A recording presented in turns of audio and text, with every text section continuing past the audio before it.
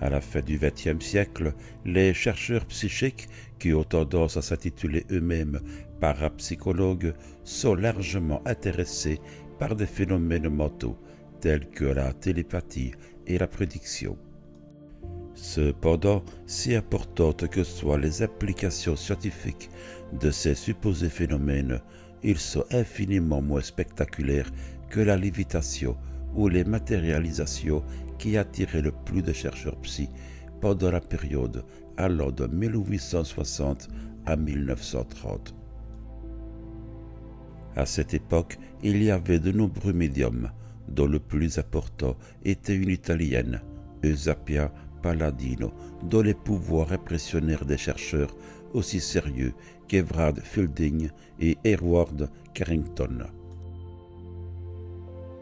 Cependant, un chercheur amateur particulier ne fut pas du tout impressionné. Après une séance avec Palladino, il conclut qu'elle n'était qu'une habile illusionniste et que ceux qui avaient relaté ses actions surnaturelles, notamment la création d'un membre ectoplasmique, avaient été dupés. La séance en question eut lieu en 1913 et le chercheur essayait de répondre à une question qui s'était présentée à son esprit. Fielding et les autres sont habiles, expérimentés, critiques, mais même ainsi, puis-je être sûr que, lorsqu'ils décrivent ce qui se passe, ils sont des témoins sûrs? Palladino s'assit au bout de la table. Derrière elle, une armoire fermée d'un rideau contenait un socle sur lequel étaient placés les différents objets qui devaient être manipulés par son bras fantôme.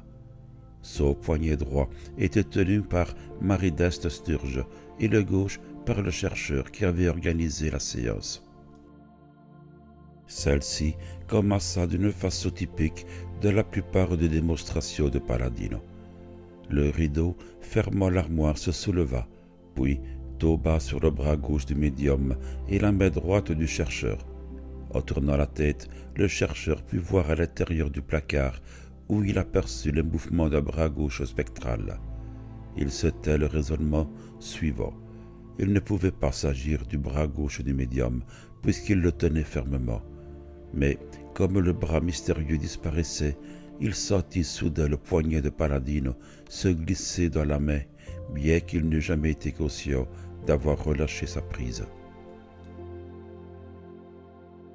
Cet incident mineur, mais significatif, conduisit l'enquêteur à discréditer tous les rapports donnés par ceux qui avaient assisté aux séances de Palladino.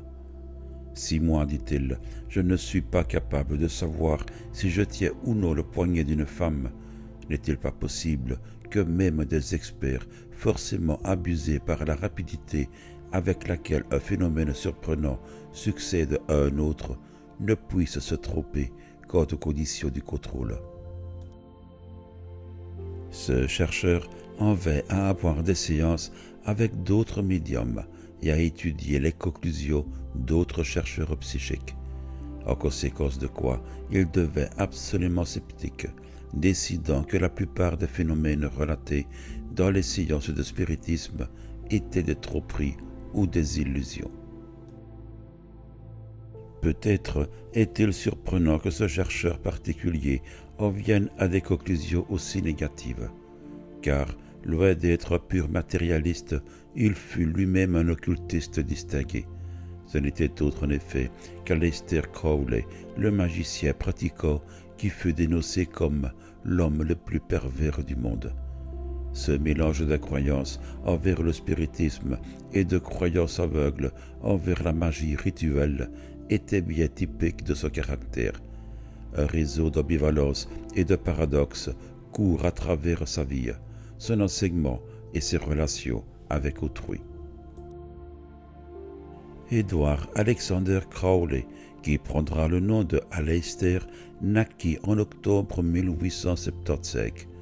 Ses parents étaient membres de la fraternité de Plymouth, la plus rigide des sectes protestantes, et ils élevèrent leur fils unique dans des croyances strictes. Chaque mot de la Bible était la vérité littérale, inspirée par le Saint-Esprit. Les églises catholiques et anglicanes étaient des synagogues de Satan. Enfin, la plus grande partie de l'humanité était tout juste destinée par Dieu à rôtir dans les flammes de l'enfer pour l'éternité. Le vieux Crowley mourut en 1887 et le jeune Aleister devint l'objet de la haine fanatique de sa mère. Plus d'une fois, elle l'accusa d'être la bête du livre de l'Apocalypse, dont le nombre est, dit-on, 666. À la fin de sa vie, Crowley fit tout ce qu'il put pour se conformer à cette image archétypale. Il avait peut-être même à croire lui-même qu'il était la bête biblique. On l'envoya dans une école dirigée par les membres de la fraternité. Ses expériences y furent telles qu'il ne tarda pas à perdre la foi chrétienne et à nourrir une haine féroce contre la fraternité et ses croyances, haine qui durerait toute une vie longue et mouvementée.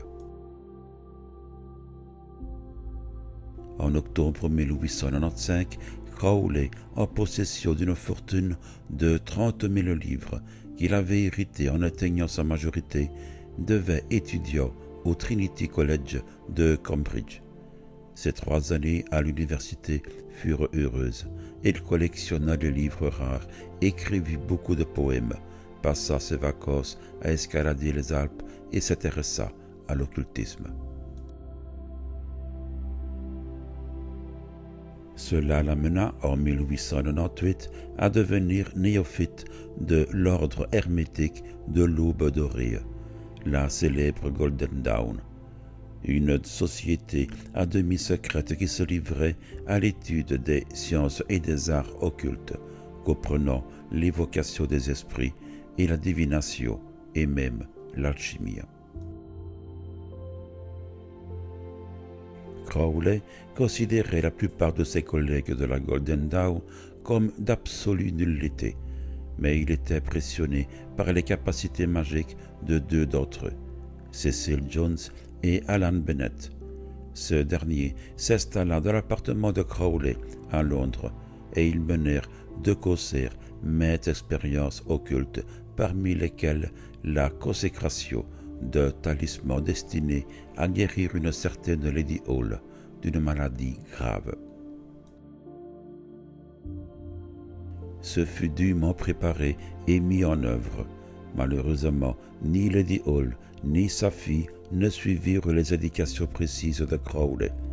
Aussi, quand le talisman fut appliqué à la vénérable vieille dame, elle fut saisie d'une violente série de crises dont elle faillit mourir. La consécration qui produisit ces effets déplaisants fut probablement menée dans ce que Crowley appelait le Temple blanc, une pièce tapissée de miroirs et vouée à la magie blanche. Mais l'appartement comprenait aussi une sorte de pièce, le Temple noir, dont l'autel était posé sur la statue d'un noir debout sur les mains et qui contenait un squelette dont Crowley s'était entiché au point de lui sacrifier des moineaux. Il semble y avoir eu une atmosphère plutôt sinistre autour de l'appartement de Crowley. Un soir de 1899, lui et un ami également occultiste sortirent pour dîner. À leur retour, ils aperçurent que la porte fermée à clé du temple blanc avait été mystérieusement ouverte, les meubles renversés et que les symboles magiques qu'ils contenaient avaient été éparpillés un peu partout. Tandis que Crowley et son ami remettaient la pièce en ordre, ils observèrent des êtres à demi matérialisés qui marchaient autour de la pièce principale en une procession sans fin. En 1900, la Golden Dawn se scinda en 2 factions opposées. Crowley s'arrangea pour se fâcher avec les deux et, pendant les 3 années qui suivirent, il perdit tout intérêt pour l'occultisme occidental. En remplacement, il écrivit de la poésie, voyagea à travers le monde et épousa une dame qu'il appela Quadra la Voyante, bien qu'elle ne connût pas grand-chose à l'occultisme et que d'ailleurs elle ne se souciait guère. En mars 1904, ils se trouvaient tous deux au Caire. Crowley, désireux de montrer ses pouvoirs occultes à sa femme, a entrepris une série de rites magiques. Les résultats, s'il faut en croire ses mémoires, furent étonnants. Il reçut un message psychique qui explosa dans son cerveau, venant d'une source inconnue, et lui annonça qu'une nouvelle époque de l'histoire allait commencer. Lui, Crowley, avait été choisi pour être le prophète de ce nouvel âge. La femme de Crowley reçut aussi un message. Son mari devait s'asseoir pendant 1 heure durant 3 jours consécutifs avec une plume et un papier devant lui. Les dieux lui dicteraient alors avec des voix audibles, seulement pour leur prophète élu, l'évangile du nouvel âge qui allait commencer. Crowley obéit à ces directives. Il entendit une voix probablement issue des profondeurs de son propre esprit et écrivit les mots qui lui étaient dictés. Le résultat fut le livre de la loi, un poème en prose que Crowley avait à croire inspiré exactement de la même façon que ses parents avaient cru que la Bible était un livre inspiré. La signification de plusieurs parties du livre de la loi est obscure. Crowley même admettait que certains passages dépassaient sa compréhension. Mais le message de base était clair. Crowley était le prophète d'une autre ère, l'âge d'Horus. Dans cette ère nouvelle, toutes les vieilles religions de l'humanité, christianisme, islamisme, bouddhisme, s'écrouleraient et étaient remplacées par une foi nouvelle, de force et de feu, dont le principe moral de base serait un complet accomplissement de soi-même. Car chaque homme ou femme étant une étoile, en d'autres mots, chaque individu avait le droit absolu de se développer selon sa propre voie. Fais ce que tu sens être en plein dans la loi, disait le nouvel évangile, car tu n'as pas d'autre droit que de faire ta volonté. Et le mot péché est restrictif. À la décharge de Crowley et de ses disciples, on doit préciser qu'il était bien spécifié que « fais ce que tu voudras » ne veut pas dire « fais ce que tu aimes ». Quand le livre de la loi dit « fais ce que tu voudras », explique Crowley, cela signifie « trouve le genre de vie qui est en accord avec ta nature la plus profonde et ensuite vis-la pleinement ».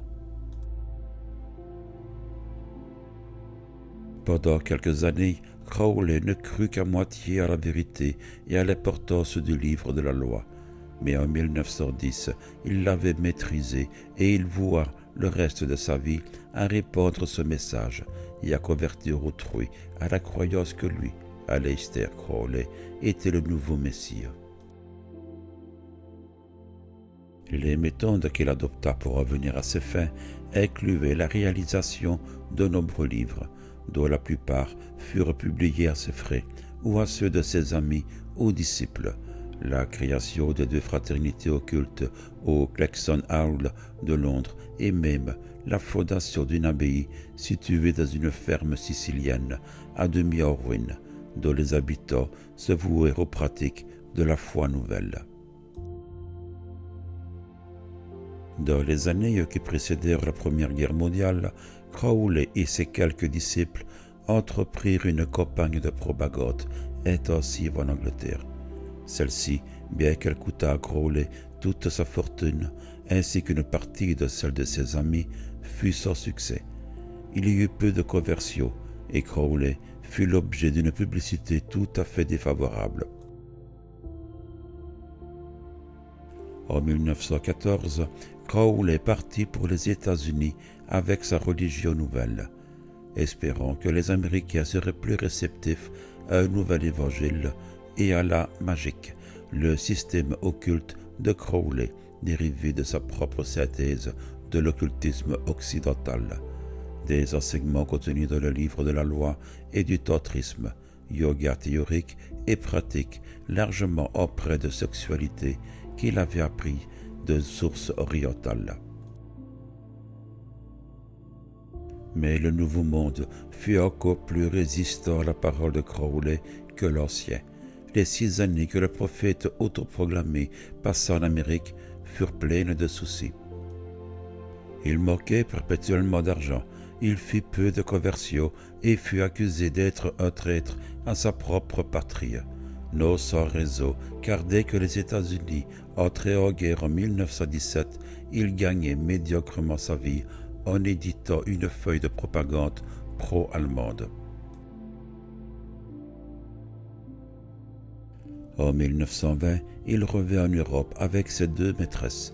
Crowley eut toujours une vigoureuse vie sexuelle et fonda en Sicile son abbaye de Thélème, un mot magique signifiant le nouveau Eo, mais que Crowley traduisait par volonté. Pendant quelque temps, tout se passa à peu près bien. Les Siciliens étaient curieusement tolérants à l'endroit de Crowley, de sa magique et des nombreux disciples réels et potentiels qui venaient à l'abbaye. Parmi eux, il y avait Jane Wolfe, une starlette d'Hollywood, Norman Mudd, un professeur de mathématiques borgne, et Raoul Loveday, un brillant jeune diplômé d'Oxford, qui avait résolu de consacrer sa vie à la nouvelle religion de Crowley. Loveday mourut pendant son séjour à l'abbaye probablement d'entérite. Sa femme, qui pensait qu'il avait été empoisonné par du sang qu'il avait bu au cours d'une cérémonie occulte, retourna à Londres et commença une violente campagne de presse contre Crowley. À la longue, cette campagne où Crowley se voyait traité de bête à la face humaine amena à la fermeture de l'abbaye. Les autorités siciliennes l'expulsèrent en hâte. Le reste de la vie de Crowley fut, de nombreuses manières, un retour à des voies plus sages. Il vagabonda à travers l'Europe, vieil homme solitaire et de plus en plus malheureux, et il finit par mourir en 1947. À sa mort, il ne lui restait plus que quelques disciples. Aujourd'hui, ils sont des millions, car ses enseignements sont en quelque sorte appropriés à notre époque, qu'à celle où il vécut.